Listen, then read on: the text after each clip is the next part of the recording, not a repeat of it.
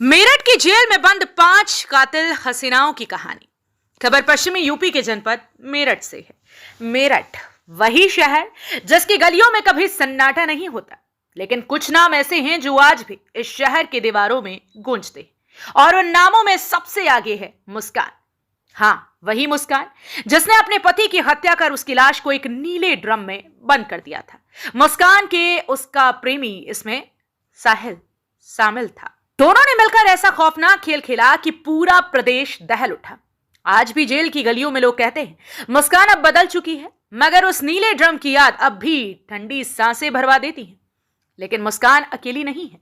मेरठ की इस महिला जेल में उसके साथ ऐसी 4 और हसीनाएं बंद हैं जिन्होंने मोहब्बत, शक, गुस्से और धोखे में वो कदम उठा लिया जिसके लिए पूरा समाज उन्हें कातिल कहता है। पहली कहानी काजल की।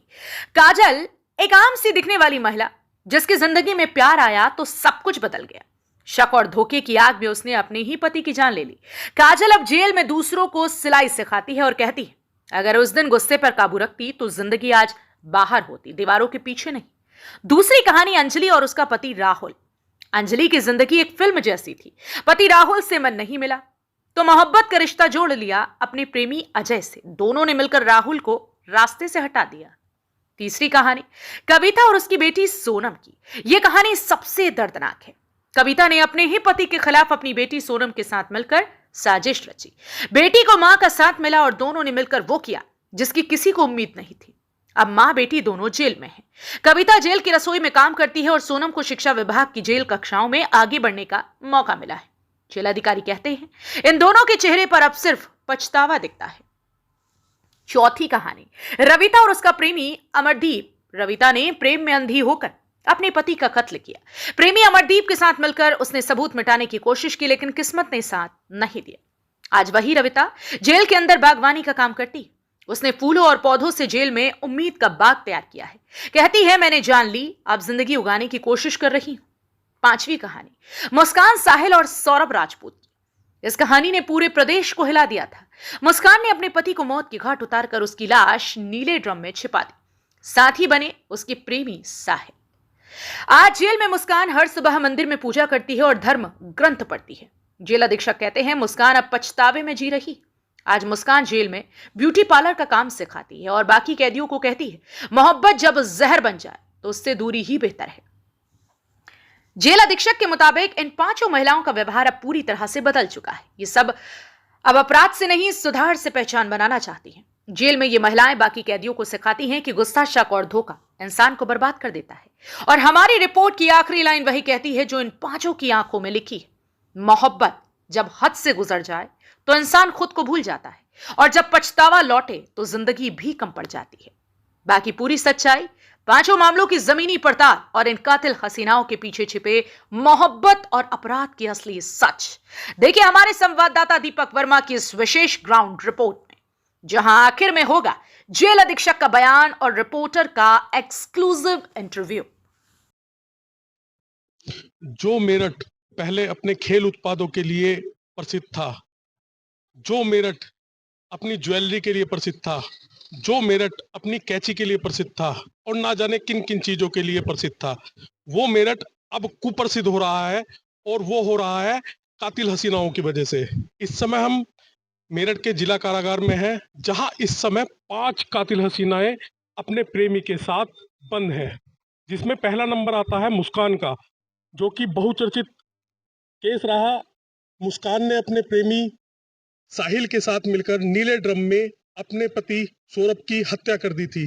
पूरे देश में यह कत्ल चर्चाओं का विषय रहा था। दूसरा नंबर आता है बहसुमा की रविता का, जिसने अपने पति की मौत करके उसकी डेड बॉडी के पास एक सांप रख दिया था और लोगों को यह प्रतीत कराया था कि इसकी जो मौत हुई है वो सांप के काटने से हुई है। तीसरा नंबर आता है जानी थाना क्षेत्र की बबीता का।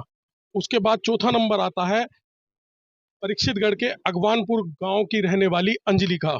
और 5वां नंबर आता है काजल का, जो कि रोहटा क्षेत्र की थी।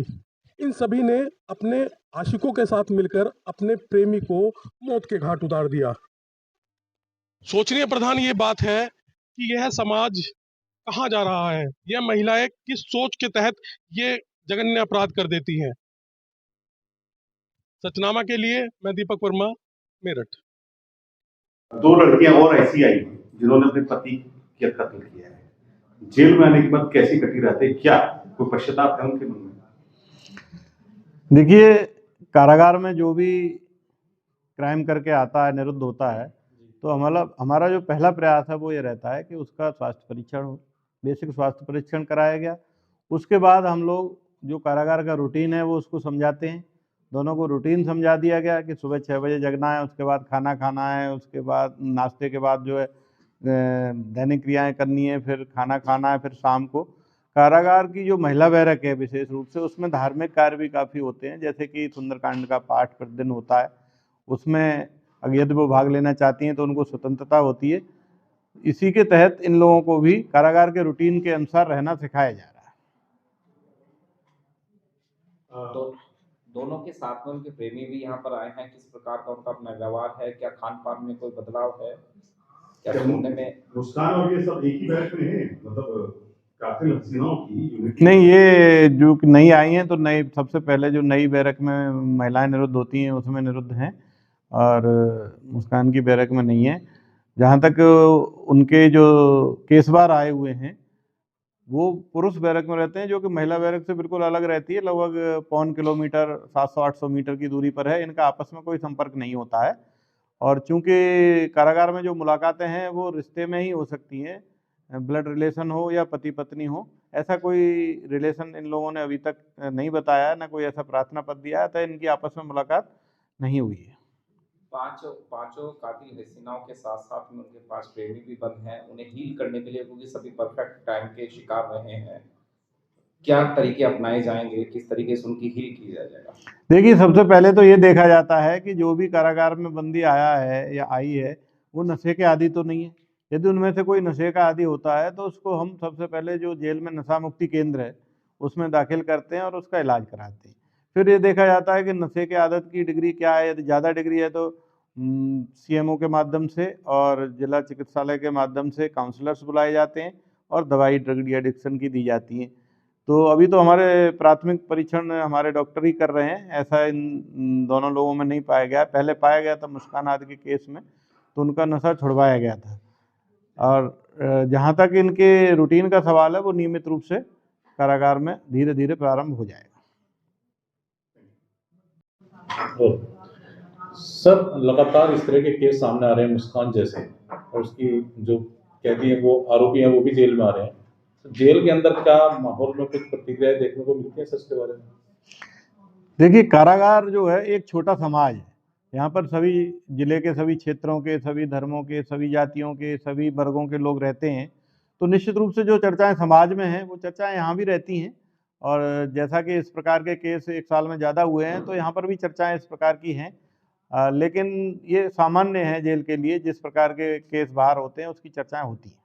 क्या रामायण का पाठ करेंगी यहाँ पर काजल और अंजलि भी मुस्कान की तरह?